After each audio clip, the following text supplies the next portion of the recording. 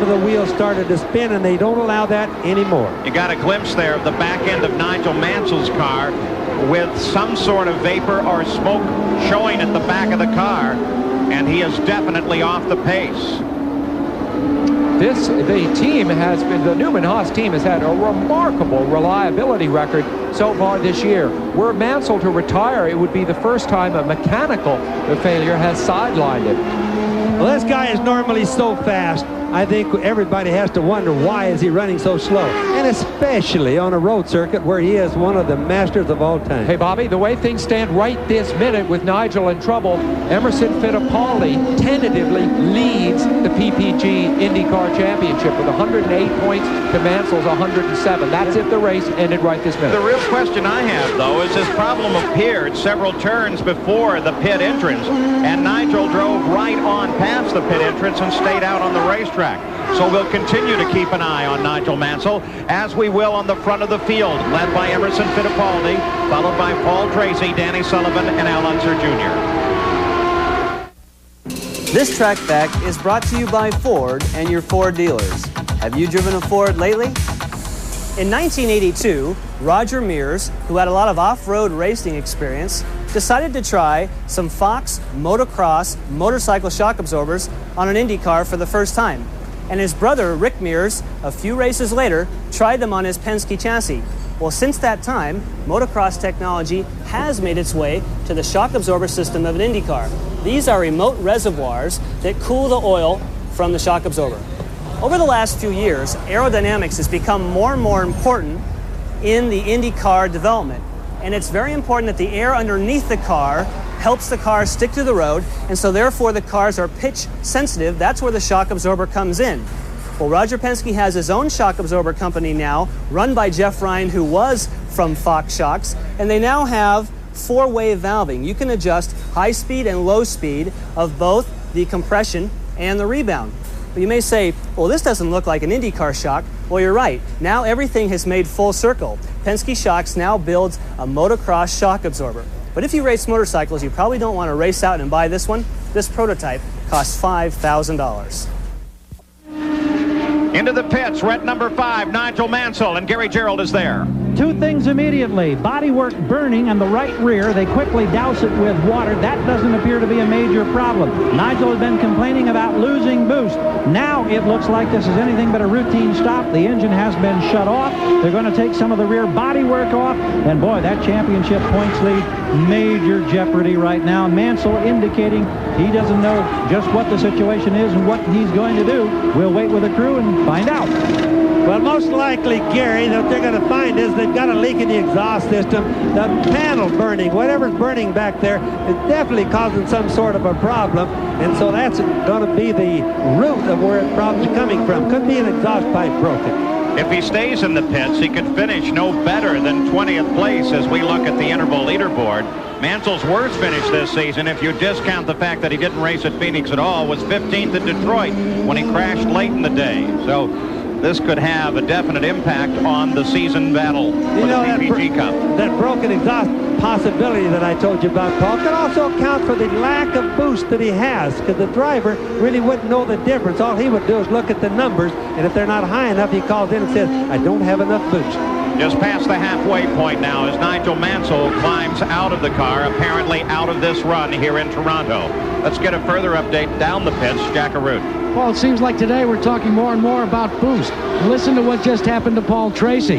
His crew, the ones on the technical side running the computers, just discovered that they weren't getting full use of the boost. The readouts back when they offloaded information during the last pit stop indicated that they weren't using it all. So they radioed to Paul, turn it up full. We're not concerned about having to conserve fuel. We want to go for the win. So Paul Tracy will have some additional power in his battle with Danny Sullivan and Al Unser Jr. You know, and often what happens, like it could have been in Tracy's situation there, they're so busy looking at traffic and the turns, going back and forth to right and the left, that they don't look at the boost. They figure everything's pretty good. They get a little bit lackadaisical. I've seen that happen to a lot of drivers. Now with the computer systems on board and the engine management and the computer display on the dashboard, Sam, there's a lot of good information that they can pick up in the cockpit. As as we look at the point standings as they would come at the moment, with Fittipaldi moving to the points lead, just as you suggested, Sam. And you see BOESEL also holding steady in third. He was one of the men we spoke of at the beginning, one of the underdog racers in the business. He is having a typical drive, staying in the top 10 and counting on his long-distance skills and his fitness to move him up toward the end. So 58 laps now complete in the Molson Indy Toronto. Emerson Fittipaldi, one of the two leaders of the day, is back in front. Paul Tracy led in the early going. Fittipaldi was the pole sitter and led the first laps.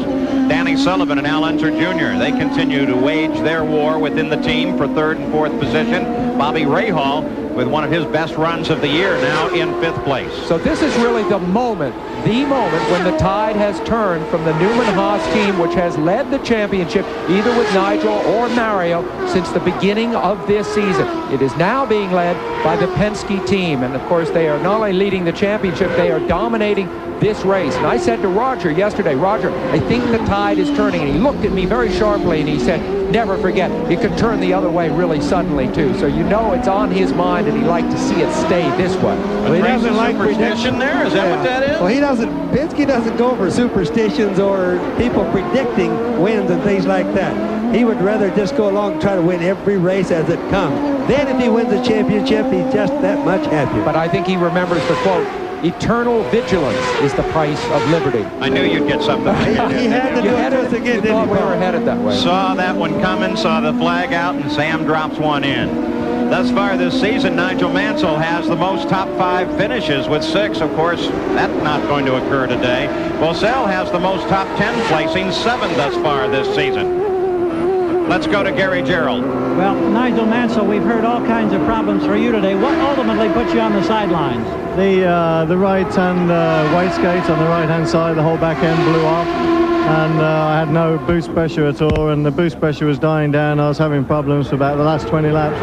This is the first weekend since you've come IndyCar racing where you've really had to play catch-up. How tough is this for you and your crew to handle after all the success you've had early? No, I mean, that's motor racing. We had a lot of problems with the car all weekend, and, you know, if we're going to have a problem anywhere, it's going to be here. And, you know, we had a mechanical failure with the wastegate, but, I mean, that's motor racing. Now you've got a week to rest and recoup and get ready for 500 tough miles in Michigan.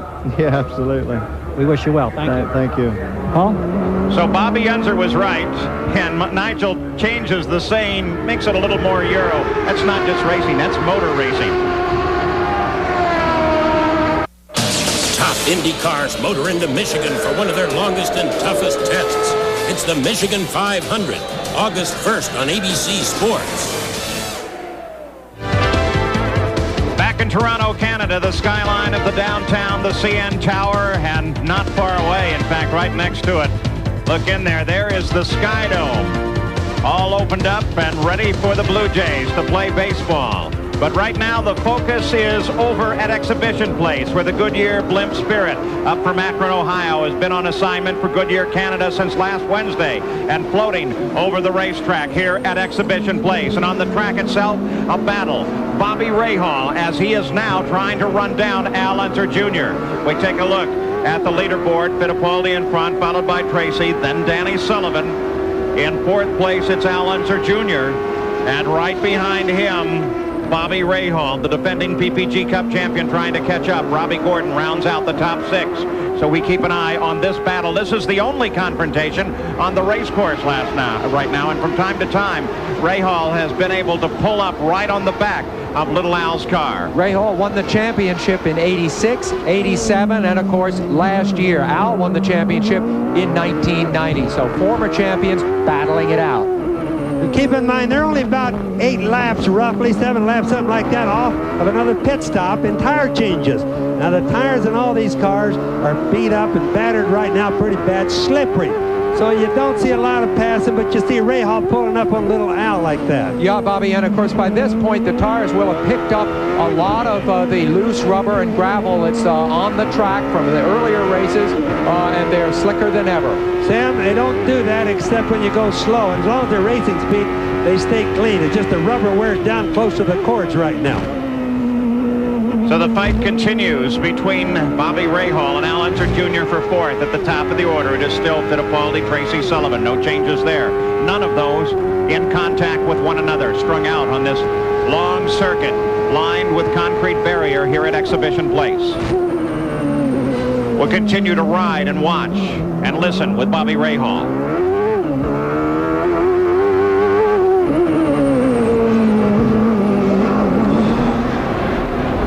Brayton drives off the course with a shredded left rear tire and pulls it to a position of safety, apparently deciding that this race is done for the day. He's not even going to try to limp it back into the pit area. I'm really surprised he didn't try to get that back, Paul. He seems to be giving up too easy because we don't really see anything broken except for the tire. Now, he might have other problems that we can't see, though.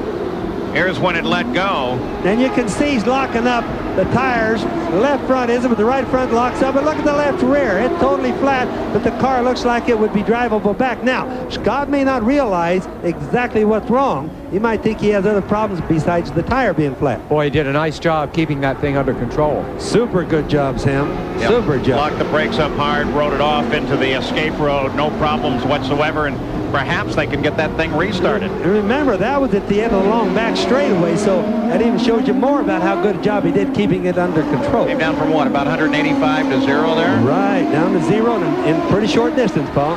Front of the field here is Fittipaldi, Paul Tracy in second, Sullivan third, Jack Arute on the pit stops upcoming.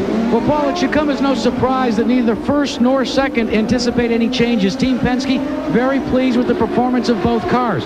But here's what is extremely interesting.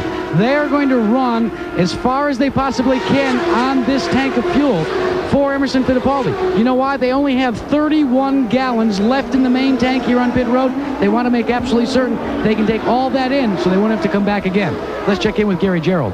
And with Team Gallus running third and fourth, no anticipated changes for Danny Sullivan, according to Ed Nathman, who runs this team. Rick Gallus has indicated they may go for a slight wing change, more downforce on the front of Junior's car. That should be coming up on lap 76 if all stays as expected. And as the leader of the race, the 4-car Fittipaldi handles up HIRO Matsushita. Paul Tracy closes right down, but he cannot get past Matsushita and loses contact with the leader. He was right there in attack position for a moment, and then Matsushita's car got in the way. Well, it shows you how hard it is to pass right in the turn. Plus, remember, these guys have gone a long way in this race. They really don't want any screw-ups right now. What Tracy has been having happen to him all year with little wrecks, he's bound determined doesn't. And look at this as Emerson Fittipaldi peels off and heads into the pit area. Paul Tracy reassumes the lead of the race. This is totally unscheduled. Fittipaldi went to lap 59 for fuel before. We would assume he'd go at least that far here, Jack. Well, Paul, remember when I told you the problem was they know exactly how much fuel they have left in the big tank. Once